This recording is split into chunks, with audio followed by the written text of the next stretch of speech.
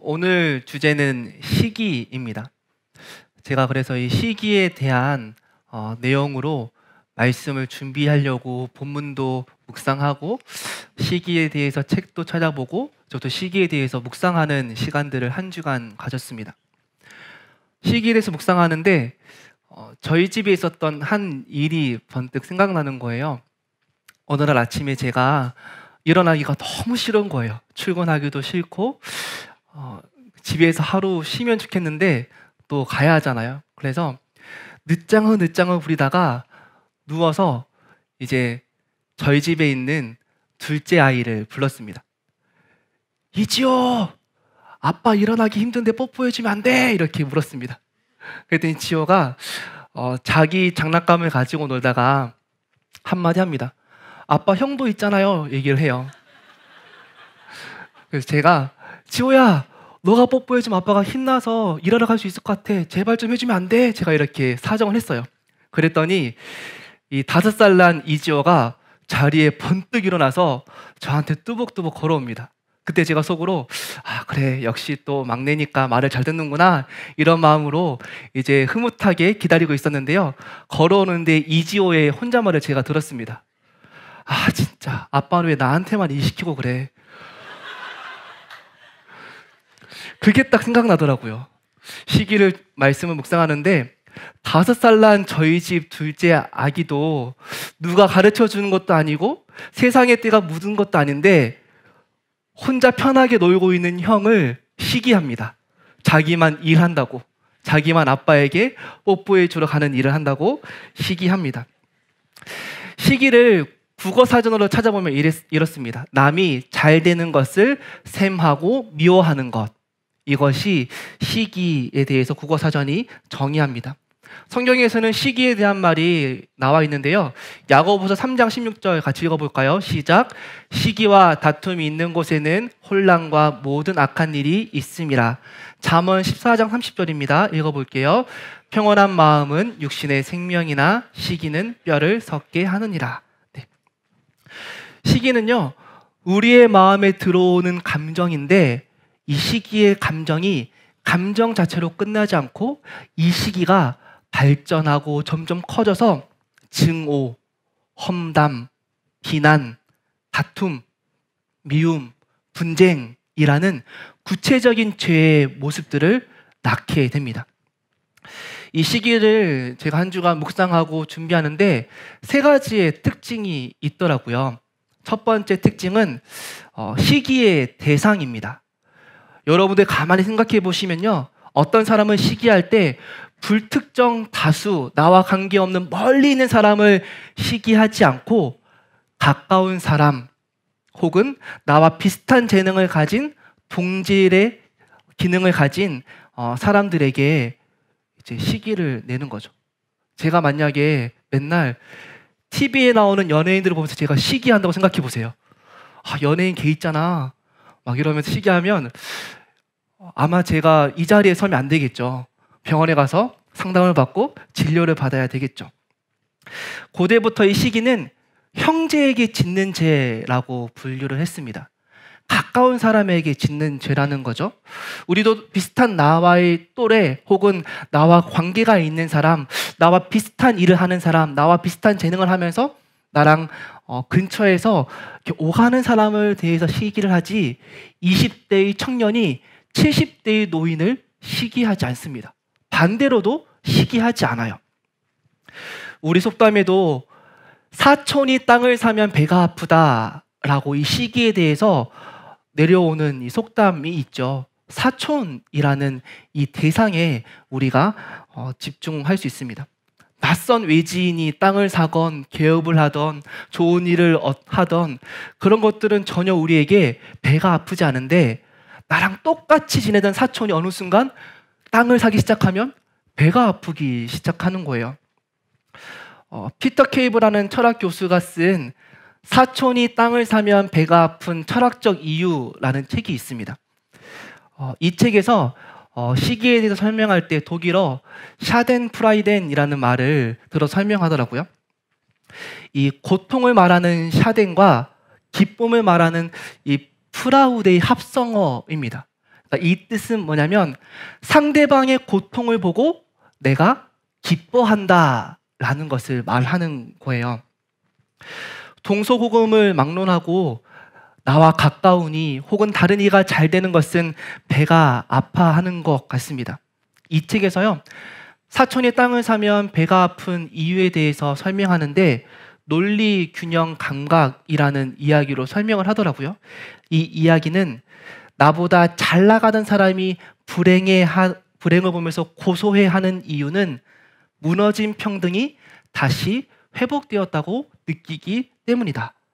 평등의 부활을 기뻐하는 감정이라고 설명을 하였습니다.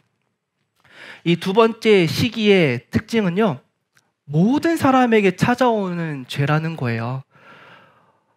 조금 전 말씀드린 저희 집의 예화에서도 5살 난 이 어린이가 배우지도 않았는데 시기를 배워왔습니다. 또 여러분들도 아마 시기의 경험들이 있을 거예요. 젊은 우리들만 시기할까요? 아니요. 나이가 든 어르신들도 이 시기의 감정이 분명히 있습니다. 이 시기는 빈부귀천, 남녀노소를 막론하고 모두에게 다 찾아오는 죄라는 거예요. 어떤 시기를 넘어서면 그 이후에는 이 시기라는 죄가 찾아오지 않는 게 아니고 어렸을 때부터 우리가 죽음에 이르는 노년에 이르기까지 이 전생에 걸쳐 시기는 우리의 삶을 찾아오고 우리의 마음을 건드리고 우리가 그 죄에 빠지도록 우리를 미혹합니다. 오늘 우리가 읽은 본문에서도요, 모든 권력을 가진 이스라엘의 최고 권력자 왕이었던 사울도 시기에 빠진 것을 볼 수가 있습니다. 그러니 누구는 시기를 하지 않을 거야. 어느 때가 되면 시기는 하지 않을 거야. 내가 이 정도로 성취하면 시기하지 않을 거야 라고 말하는 건 성립되지 않는 것 같습니다. 우리도 자연스럽게 시기가 우리의 삶 가운데 들어와 있고요, 공동체 안에도 들어와 있어요. 주일날 나랑 친하게 지내는 갑순이가 교회를 들어오는데 새로운 신상백을 가지고 들고 오는 거예요. 자연스럽게 왔어 인사하지만 2초 만에 스캔이 딱 끝납니다.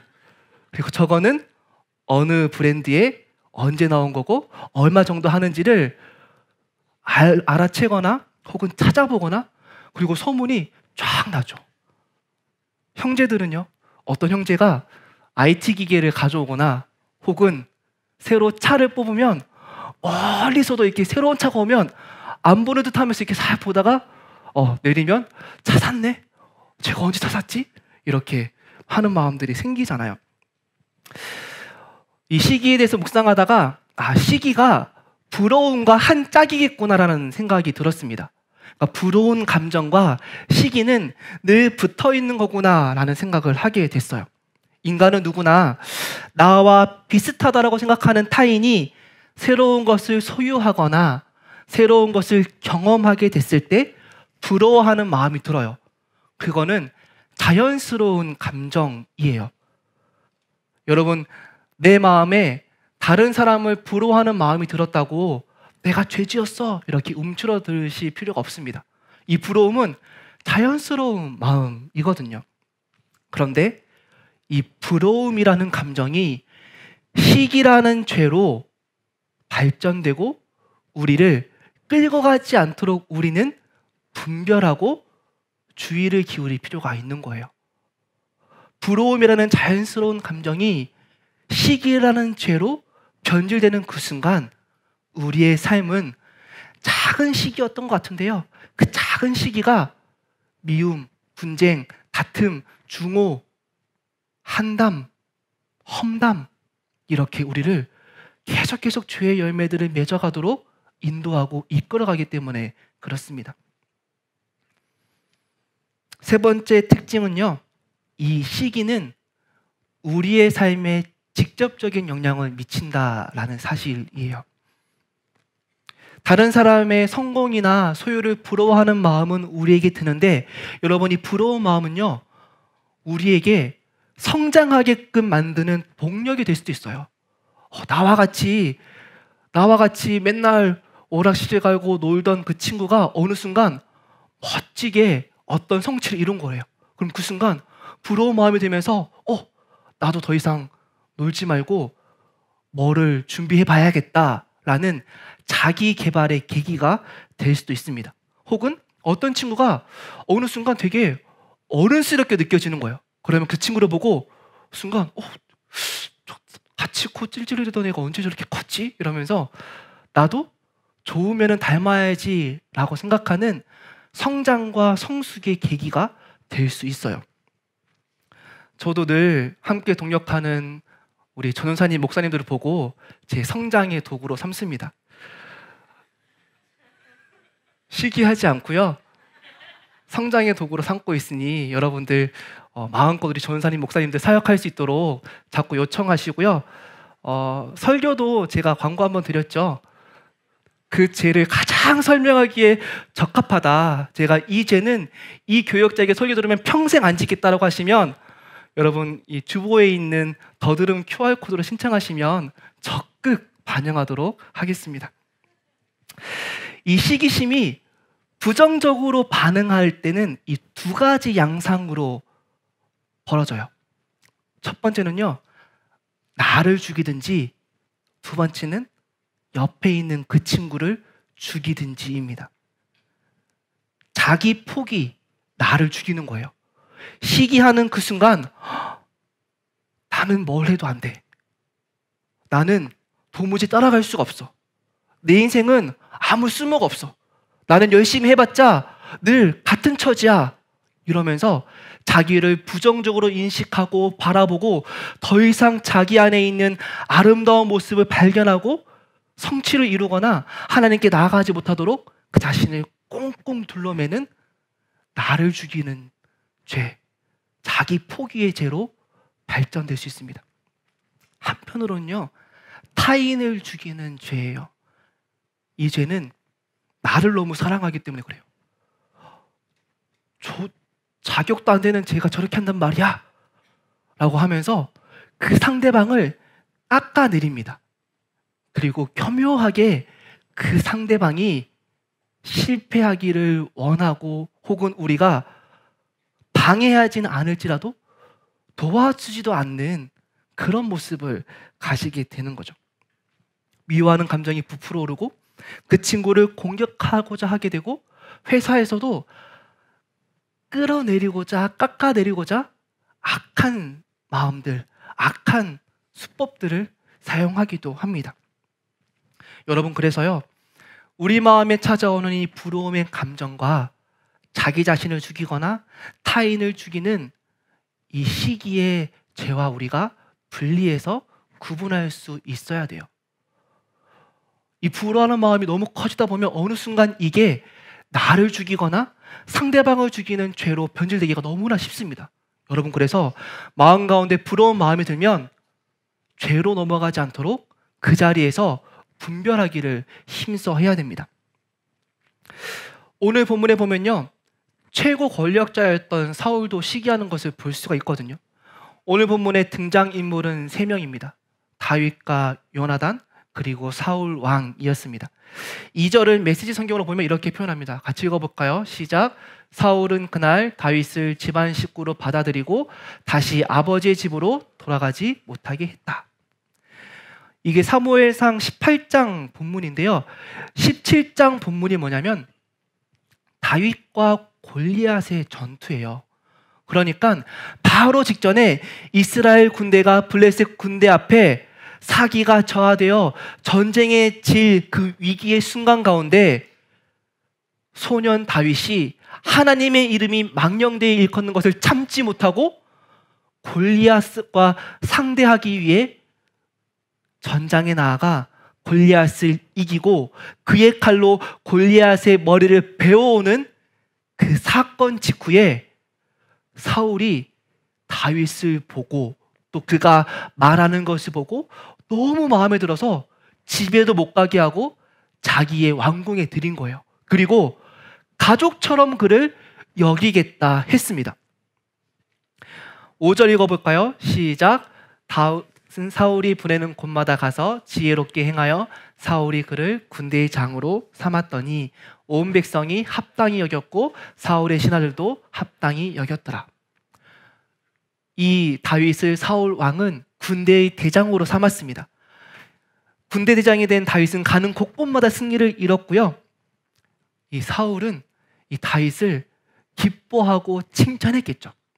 그런데 어느 날 다윗이 블레셋과의 전투 가운데 이기고 돌아오는 그날 사울이 온 성읍에 울려 퍼지는 여인들의 소리를 들은 거예요.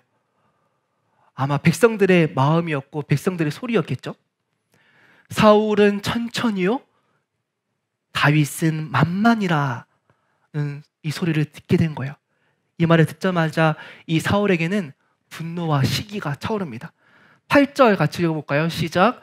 사울이 그 말에 불쾌하여 심히 노하여 이르되 다윗에게는 만만을 돌리고 내게는 천천만 돌리니 그가 더 얻을 것이 나라 말고 무엇이냐 하고, 이렇게 말하고요. 9절에 이렇게 되어 있습니다. 그날 이후로 사울이 다윗을 주목하였더라 라고 되어 있습니다. 이 주목이란 단어는요, 눈을 뜻하는 아반이라는 히브리어입니다. 이 히브리어의 동사형인데요, 시기하는 눈으로 바라보다 라는 뜻이에요. 그러니까 9절에 사울이 다윗을 주목하더라 라는 이 말을 직역하면 사울이 분노하여 시기 가득한 눈으로 다윗을 바라보았다 라는 말입니다. 이 사울은 내가 왕인데 내가 이 나라 가운데 가장 능력 있는 사람이 되어야 하고 가장 인정받는 사람이 되어야 하는데 다윗의 인기가 점차 올라가니까 이 사울은 분노의 눈으로, 시기의 눈으로 다윗을 바라본 겁니다. 그리고 아마 다윗은 불안했던 것 같아요. 사울은 불안했던 것 같아요. 아마 다윗이 점점점 인기가 많아지면 내 인기는 줄어들고 결국 나는 이 나라에서 버림받고 말 거야. 백성들이 나를 옹호하지 않고 다윗을 왕으로 세울 거야 라는 이 불안함이 사울에게 있었던 것 같아요. 그리고 이후에 이 사울은 그 불안한 마음, 분노의 마음, 시기의 마음으로 다윗을 직접적으로 죽이려는 행위까지 했었죠. 여러분, 오늘 본문을 가만히 묵상하면요, 시기의 대상이었던 다윗의 목소리는 하나도 들리지 않아요. 사울 혼자 다윗이 좋았다가 가까이 뒀다가 이 다윗을 미워하고 분노하고 시기하는 것을 볼 수가 있습니다. 다윗은 그저 권위자의 명령에 묵묵히 따르고 주어진 명령을 수행하였을 뿐인데 사울 혼자 좋아했다가 미워했다가 그를 칭찬했다가 분노하고 시기하고 죽이려는 행위까지 이어진 것을 볼 수 있는 거예요. 오늘 본문에 이 시기의 영에 사로잡힌 것은 오로지 사울이었습니다. 시기는요, 상대적인 죄가 아니라 내 안에 나를 잡아먹는 죄인 거예요. 그러면 우리가 이 시기를 묵상하면서요, 어떻게 이 시기라는 죄에 사로잡히지 않을 수 있을까 생각해 볼 필요가 있습니다. 시기의 노예가 되지 않으려면 우리는 어떻게 해야 될까? 때때로 내 마음 가운데 이 부러움의 감정들이 자주 찾아오는데 가까이 지내던 친구의 조그마한 성취에도, 조그마한 인정과 칭찬에도 내 마음에 부러움이 싹 밀려오는데 그때 나는 이 죄를 짓지 않으려면 어떻게 해야 될까라는 생각이 우리에게 필요한 거죠. 첫 번째로요, 우리에게 주어진 모든 것이 하나님께로부터 왔다라는 사실을 우리는 늘 기억해야 됩니다. 여러분, 이 사울이 다윗 인기가 많아지니까 무엇이 빼앗길까 봐 다윗을 시기했죠? 나라가 빼앗길까 봐 시기했죠. 그를 죽이면 자신의 왕국이 안전할 거라 생각했잖아요. 그렇죠? 여러분, 그런데 가만히 생각해 보십시오. 여러분, 사울이요, 날 때부터 왕이었나요? 아니었어요. 그러면 사울이요, 자신의 군대를 모아서 그 땅을 점령하고 정복하는 전투를 치렀나요? 아니었어요. 사울은요, 아무런 존재도 아니었고 아무런 능력도 없었고 아무런 힘도 관계도 권력도 없었는데 어느 순간 사무엘을 통해 하나님이 그에게 기름 부어 이스라엘의 왕이 되었어요. 사울이 왕이 되기 직전에 자기를 스스로 고백한 말이 사무엘상 18장 21절 있는데요. 같이 읽어볼까요? 시작. 사울이 대답하여 이르되 나는 이스라엘 지파의 가장 작은 지파 베냐민 사람이 아니니이까. 또 나의 가족은 베냐민 지파 모든 가족 중에 가장 미약하지 아니하니이까. 당신이 어찌하여 내게 이같이 말씀하니이까 하니. 여러분, 이게 사울이었어요. 사울은요, 이스라엘 12지파 가운데 가장 작은 지파에서 또 가장 힘이 미약한 가문의 사람이었어요. 그는 그의 힘으로, 능력으로, 권력으로, 관계로 어떤 권력도 차지할 수 없는 사람이었습니다. 그런데 그가 왕의 자리에 앉아있는 그 순간, 그 기간 동안 하나님이 내 왕됨의 근본임을 잊어버리고 자신을 스스로 높여 바라보았던 거예요. 여러분, 여러분의 마음 가운데 시기의 마음에 들어오시면 이 사울의 삶을 비추어 보십시오. 여러분이 여러분의 노력으로 모든 것을 이룬 것처럼 보이고 내게는 그만큼 대우를 받을 가치가 있어라고 스스로 생각하는 그 순간 여러분에게 건강을 주시고 호흡을 주시고 지혜를 주시고 여러분의 환경을 허락하시고 하나님이 때때로 간섭하시고 이끌어 주셨던 모든 은혜가 여러분에게 있기에 여러분이 지금 두 발로 버티고 서 있는 존재라는 것을 인정하시고 깨달으셔야 돼요. 아니면 나는 마땅한 가치가 있어. 내가 저 사람보다 못한 게 하나도 없어. 근데 저 사람이 나보다 뭘 더 잘했네? 저 사람을 내가 분노하고 미워하고 깎아내리려는 죄를 범하기 시작하는 거예요. 타인의 소유로 나의 부족함을 애통해 하지 마시고 하나님이 나를 지금껏 세우고 계시는 그 은혜 위에 서 계심을 여러분이 기억하시면 좋겠습니다.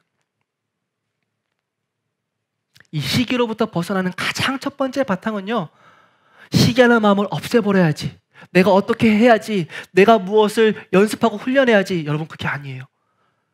나의 존재를 정확하게 깨닫는 것, 내가 어떤 사람인지 스스로 정직하게 고백하는 것, 여러분, 그것이 죄로부터 벗어나는 가장 바탕이라는 거예요. 둘째는요, 무엇을 시기하고 있는지 분별하십시오. 우리가 시기하는 건 대부분 생각해보면 몇 개 안 돼요. 타인의 승진, 타인의 외모, 타인의 재능, 타인의 소유, 타인에게 가는 인정과 칭찬, 이런 외형적인 변화들을 우리는 시기하고 있어요. 인스타를 보다가 어떤 친구가 해외여행 가 있으면 어느 순간 부러운 마음이 올라오다가 확 시기의 마음이 올라오기도 하죠. 인스타를 보다가 어떤 친구가 여유롭게 행복하게 지내는 모습을 보면, 혹은 무엇인가 새로운 것들을 가지고 기뻐하는 모습을 보면 부러워하는 마음에서 어느 순간 시기의 마음으로 변질되기도 쉽습니다. 나보다 분명히 못한 것 같은데 그 친구가 먼저 좋은 직장에 들어가거나 경제적으로 풍요로우면 시기가 생겨요. 회사에서도 나보다 능력이 없는 것 같은데 인정을 받으면 그 친구를 시기합니다. 혹은 내가 이 부분만큼은 가장 잘하는 사람인데, 내가 이것만큼은 인정받고 흔들리지 않으면 좋겠는데 나의 그 마지막 남은 자존심까지 부서질 때 상대방을 우리는 분노하고 미워하기도 합니다. 여러분, 그런데요, 가만히 생각해보면 여러분들이 시기하는 그 모든 내용들이요, 이 땅에 매여있는 소유 가치에 속해 있는 영역일 거예요. 여러분, 혹시 저 사람은 더 올바른 일을 했어, 저 사람에겐 더 사랑이 많아, 저 사람은 더 따뜻해 라는 걸로 시기하신 적 있으신가요? 저 사람은 나보다 신앙이 좋아. 물론 영적인 시기도 있을 수 있어요. 여러분, 그런데 이거는 가만히 살펴보면요, 하나님을 사랑하는 시기가 아니고 하나님을 사랑하는 것처럼 보여서 교회에서 받는 인정에 대한 시기일 가능성이 더 높습니다. 여러분, 그래서 이 시기가 우리에게 물밀듯이 찾아오고 나를 죽이거나 타인을 죽이는 이 죄 가운데 있을 때 여러분이 무엇에 목매달고 있는지를 성찰하시고 바라보시는 계기가 되면 좋겠어요. 상대방의 소유로 내가 부족해 보인다면, 상대방의 성공으로 내 마음에 분노와 시기가 올라온다면, 상대방을 미워하고 고통을 겪게 하고 비방하려는 마음이 내게 물밀듯이 찾아온다면, 내가 하나의 나라의 가치를 붙잡는 인생이 아니라 이 땅의 소유가치, 이 땅의 안정과 인정의 가치에 메말라 있구나 라는 자신을 애통해 하실 수 있는 기회로 삼으시면 좋겠습니다. 교회에서는 하나님의 백성이라 말하지만 하나님의 인정, 하나님의 사랑, 하나님의 나라의 가치는 내게 어떤 중요함도 되지 않고 세상의 인정, 타인들이 나를 부러워하는 것, 내 자신의 높아짐을 사랑하는 내 마음엔 여전히 나를 높이고자 하는 그 마음들이 있구나 라고 슬퍼하고 회개하는 기회로 삼으시면 좋겠습니다. 그래서 세 번째는요, 죄를 통해 하나님을 바라보십시오. 우리 안에는 여러분 죄악된 마음들이 찾아올 수밖에 없어요.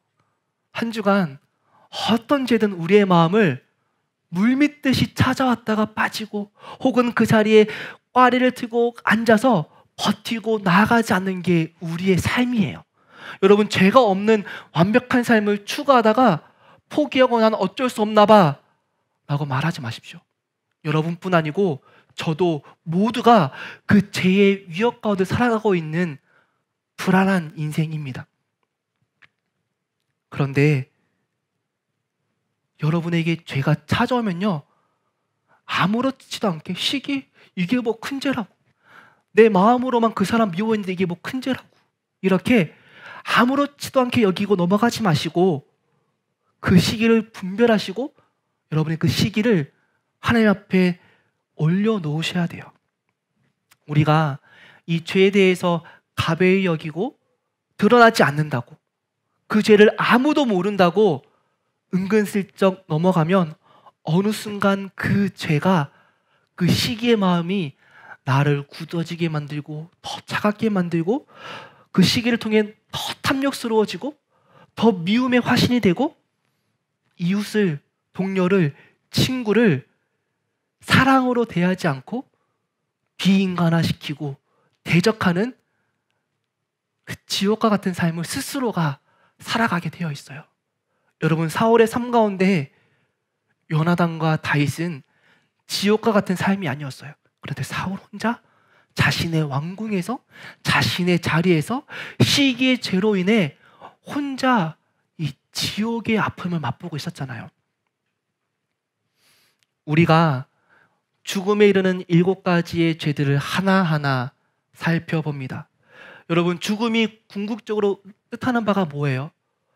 우리의 숨이 끊어진다, 우리의 육신이 죽는다는 말이 아니고요, 하나님께로부터 끊어진다라는 죽음이에요. 그래서 우리가 이 땅을 살아가면서 몸은 움직이고 숨은 쉬지만 우리의 영혼이 죽어가는 것을 방지하기 위해, 그것이 영원한 죽음이기 때문에 죽음에 이르는 7가지들을 우리가 살펴보고 그것으로부터 멀어지고 돌이키기 위해 말씀을 배우고 있잖아요.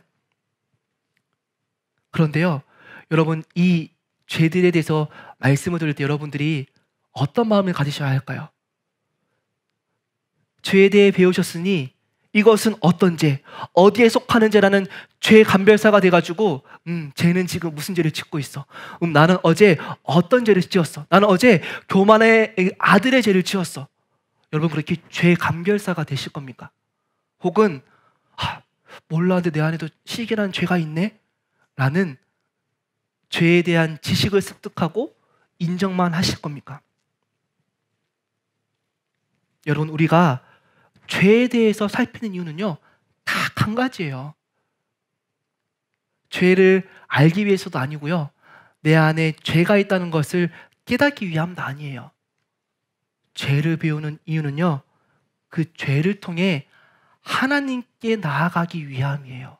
우리가 무수히 많은 죄들에 대해서 정의를 내리고 그것들을 안다고 한들 내 안에 작은 죄든 큰 죄든 그것이 있다고 인정한다 한들, 여러분, 그 죄를 내가 가지고 있으면 무슨 소용이 있습니까? 작은 죄든 큰 죄든 그 죄를 가지고 하나님 앞에 나가야 되기 때문에 우리가 죄를 배우고 바라보는 거예요. 여러분, 죄는요, 우리를 끊어버리는 역할을 합니다.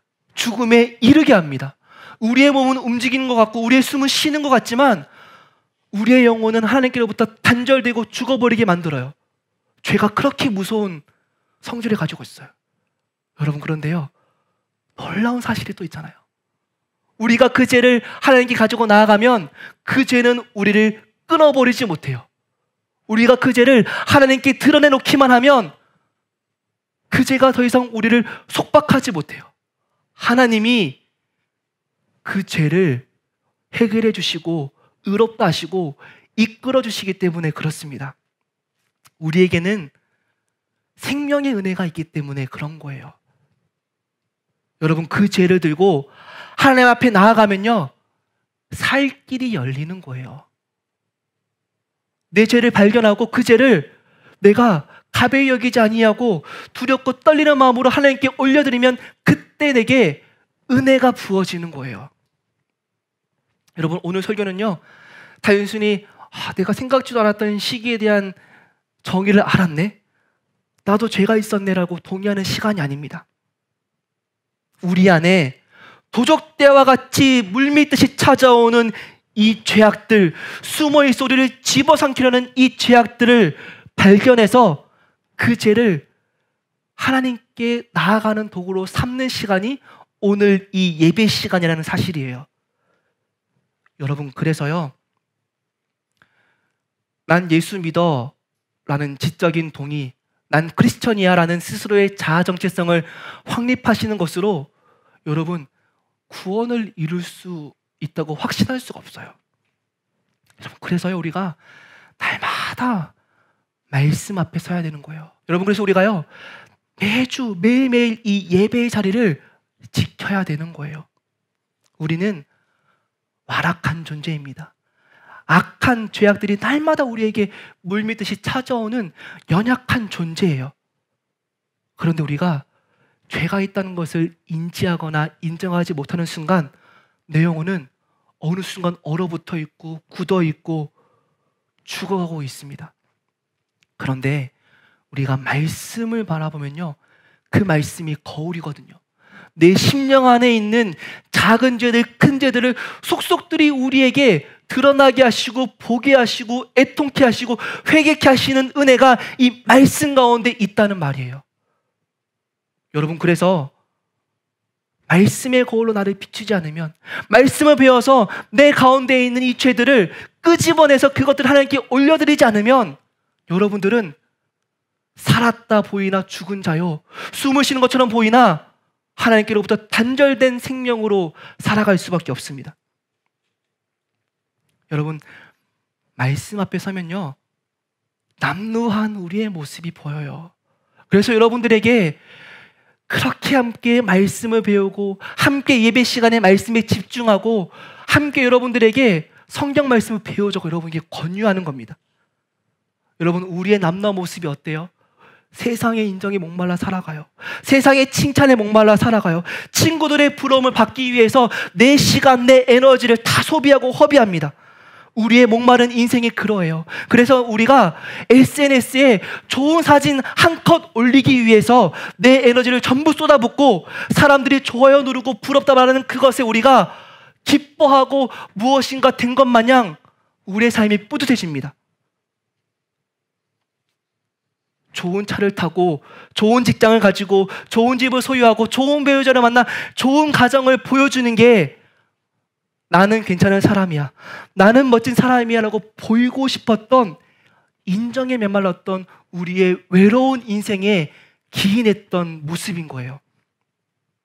여러분, 그래서 말씀을 보면요, 하나님의 애잔하고 떨리고 슬퍼하시면서 우리를 부르시는 목소리가 들려와요. 얘야, 너는 시기하지 않아도 충분히 소중한 사람이야. 너는 존재 자체가 내 아들이고 내 딸이야. 사랑하는 누구누구야. 네가 내게로부터 흘러나오는 영원한 사랑, 나와 함께하는 영원한 관계, 내 팔에 안겨있는 영원한 안정을 가지면 좋겠는데 네가 그것을 깨닫지 못하는구나. 내가 그것을 주기 위해 끊임없이 너의 주변을 배회하고 있는데, 사랑하는 누구누구야. 세상의 가치에, 세상의 칭찬에, 세상의 인정에 목말라하고 외로워하는 사랑하는 누구누구야. 와서 가장 안전한 내 품에, 더 이상 목마르지 않는 가장 완전한 내 생명의 말씀을, 내 사랑을 네가 붙잡았으면 좋겠다. 그리고 너의 아름다운 일상을 소중히 여기고 타인의 눈초리에 너의 아름다운 시간을 낭비하지 말아라 라는 하나님의 말씀을 우리가 깨달을 수가 있는 거예요. 사랑하는 여러분, 우리의 삶이 사울 왕과 너무나 닮아 있습니다. 아닌 것처럼 우리가 가장하고, 나는 그렇지 않은 것처럼 나를 포장하지만 내 안에 하나님 없음으로 인한 외로움, 두려움, 인정 욕구, 칭찬 욕구, 안전에 대한 욕구가 우리에게 날마다 솟아리고 있고, 그렇게 우리는 날마다 목말라서 사람들의 인정을 받기 위해, 사람들의 칭찬을 받기 위해, 내 안전을 내가 도모하기 위해 그렇게 살아가고 있는 우리의 외롭고 고단한 인생이에요. 그래서 우리가 이 자리에 예배를 통해, 우리가 말씀 앞에 대면함을 통해 우리에게 충분한 생명을 주시는, 충분한 사랑과 인정을 해주시는 그 하나님 안에 머무를 수 있는 겁니다. 여러분, 오늘 말씀을 통해 여러분 안에 있는 죄의 모양들을 발견하시고 그 죄를 하나님께 나아가는 소중한 통로로 삼으십시오. 나를 죽이는, 나를 파멸케 하는, 혹은 타인을 힘들게 하는 죄의 노예가 아니라 그 죄를 통해 하나님께 나아가 은총을 구하고, 하나님께로부터 오는 막을 수 없는, 세상이 줄 수 없는, 우리에게 어떠한 흔들림도 허락하지 아니하는 하나님의 완벽한 인정과 사랑과 하나님의 그 품 안에 여러분들이 들어가시기를 주님의 이름으로 간절히 부탁드립니다. 이 시간 우리 다 함께 일어나서 우리 말씀을 통하여서 하나님께 나아가고 기도하는 시간을 가지면 좋겠습니다. 이 시간 찬양하실 때 여러분의 메말랐던 삶,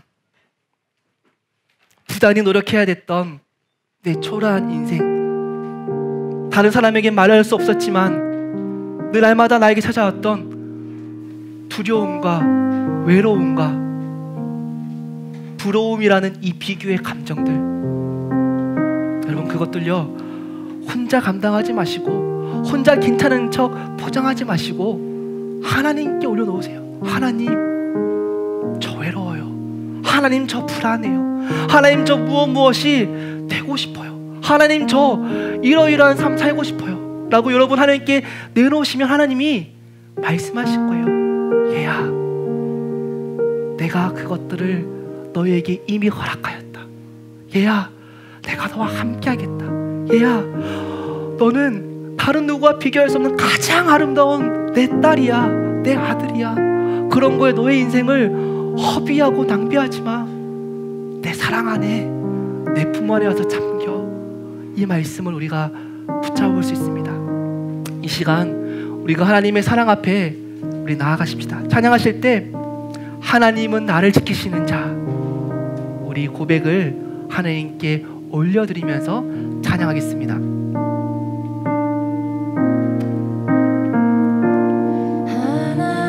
하나님은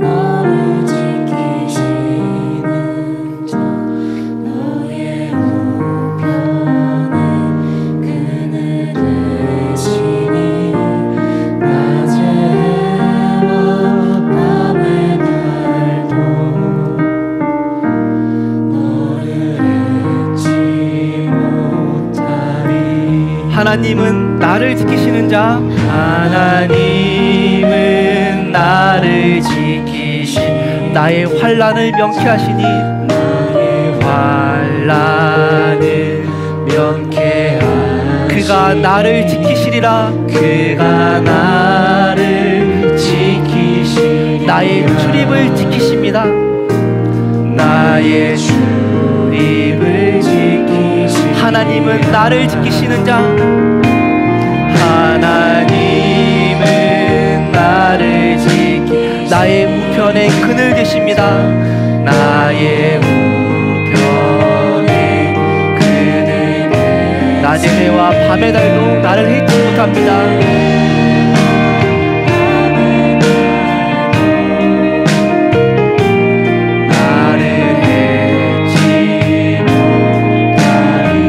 눈을 들어 산을 보아라. 눈을 들어 산을 나의 도움 어디서 오나. 나의 도움 어디서 천지 지으신 나를 만드신 아멘. 여호와는 눈을 들어 산을 보아라. 나의 도움 어디서 오나.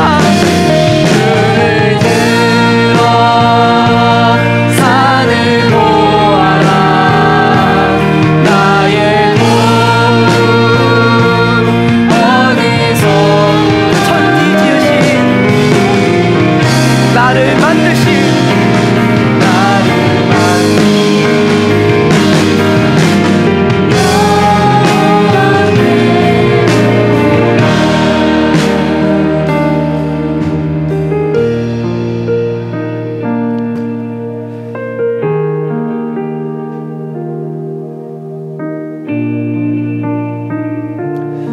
괜찮은 척, 나는 강한 척, 닿을 수 있는 척, 열심인 척 달려가지만 정작 여러분 내면 안에 두려워하며 떨고 있고 움츠러들어 있는 연약한 여러분들을 하나님이 긍휼히 여기시고 하나님이 애통해 하시고 하나님이 다가가 그 여러분의 연약함을 끌어안기를 원하십니다. 여러분 이 시간 기도하실 때 죄로 범벅이 된 우리의 연약함을 묵상하지 마시고 그 죄를 들고 나아갈 때 단번에 달려오시고 그 죄의 더러움이 어떠하든지 우리를 숨 쉴 틈 없이 꽉 안아주시는 그 하나님의 사랑을 이 시간 바라보십시오. 간구하실 필요도 없어요. 이미 하나님은 여러분 마음 밖에서 안아주기 위해 작정하고 기다리며 눈물로 서 계십니다. 이 시간 연약한 여러분의 영혼을, 움츠러들어 있는 여러분의 영혼을, 누구에도 말하지 못했던 고독하고 하나님 앞에 나아갈 수 없어 전전긍긍했던 여러분의 연약한 그 영혼을 하나님께 내어놓으십시오. 그리고 하나님의 사랑에 아무런 두려움 없이, 아무런 걱정 없이 온전히 기대는 시간 되십시오. 이 시간 기도하실 때 잠잠히 그 하나님의 사랑을 우리가 붙잡는 시간으로 나아가도록 하겠습니다. 함께 기도하겠습니다. 하나님,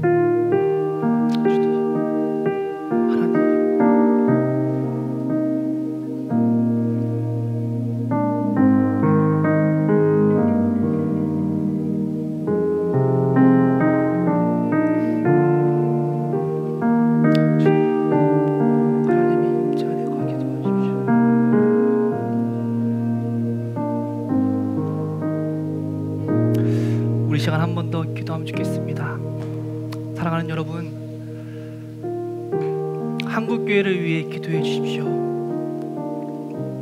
이번 한 주간 저는 개인적으로 참 힘든 시간이었습니다. 잠을 이룰 수가 없었습니다.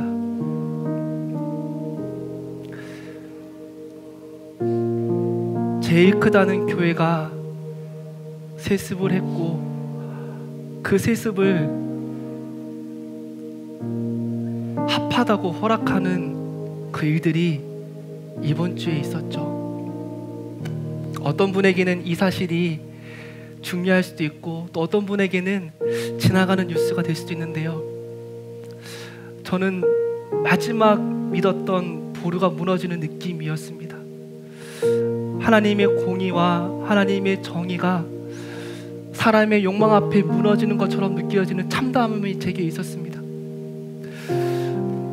한국교회가 세상으로부터 지탄을 받는 것이 우리의 탓인데 그것을 우리가 회개하고 돌이키지 아니하고 우리의 더 높은 성을 쌓으려는 모습을 바라보게 되었습니다. 여러분에게 제가 사과할 자격이 없지만 목사로서 죄송합니다. 한국교회의 아픔이 제 욕망과도 닮아 있음을 여러분 앞에 용서를 구하며 회개합니다. 하나님, 예수의 이름을 빙자하여 나를 드러내고 나의 안전을 도모하고 내 유익을 챙기는 모습을 회개하게 하시고 그 모습이 너무나 공교히 드러나 한국교회를 무너지는 이 시대를 주님 긍휼히 여겨 달라고 이 시간 우리 간절한 마음으로 한국교회를 위해 합심해서 함께 기도하겠습니다. 하나님, 하나님 제 안에 똑같은 욕망이 있음을 이 시간 회개하며 하나님 앞에 용서를 구합니다. 예수의 이름으로 내 이름을 드러내고 싶어하고 예수의 이름으로 내 안전을 쌓고 싶어하고 예수의 이름으로 내가 높여지기를 원하는 하나님 그 마음이 내게 동일하게 있음을 이 시간 고백하며 회개합니다. 하나님 그렇게도 애통하는 심령으로 한국교회를 위해 기도합니다. 하나님 이 땅에 하나님의 교회가 우리들의 욕망으로 무너지지 않게 도와주십시오. 하나님을 바라보고 하나님을 찬양하고 하나님 앞에 나아가는 하나님의 백성들이 하나님의 거룩함을 하나님 잃어버리지 않게 도와주십시오. 하나님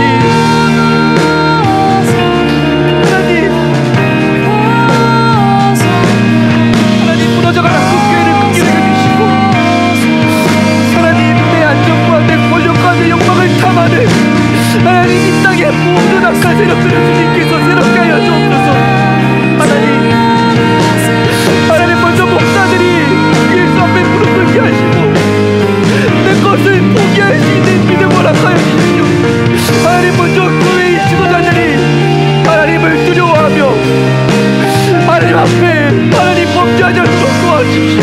하나님 저희가 성도들을 가르치고 탓하는 존재가 아니라 가장 더 순수한 마음으로 하나님을 사랑하는 존재가 될 수 있도록 하나님 이 땅을 새롭게 해주시고 이 땅의 교회를 다시금 하나님의 교회로 하나님 세워주시고 돌려주옵소서. 하나님 이 땅의 교회를 새롭게 해주옵소서.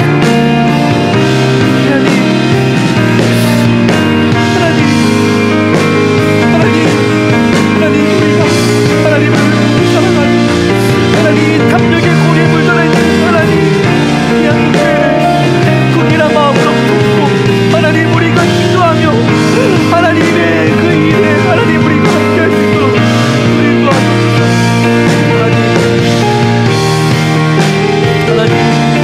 하나님 새롭게 하여 주옵소서. 하나님 참신이신 여호와를 살아계신 여호와 하나님을 기도하며 하나님 그 앞에서는 우리의 존재가 될 수 있도록 하나님 도와주옵소서.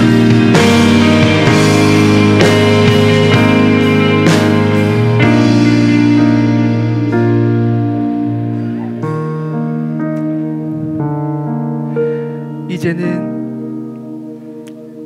우리 주 예수 그리스도의 은혜와 하나님 아버지의 크신 사랑하심과 성령 하나님의 함께 하심이 죄악된 우리의 모습을 바라보고 그 죄악으로 하나님 앞에 나아가기로 결단하는 우리들에게 하나님의 교회가 새롭게 세워지기를 간구하며 애통해하는 우리들에게 늘 함께 하시기를 간절히 축원하옵나이다.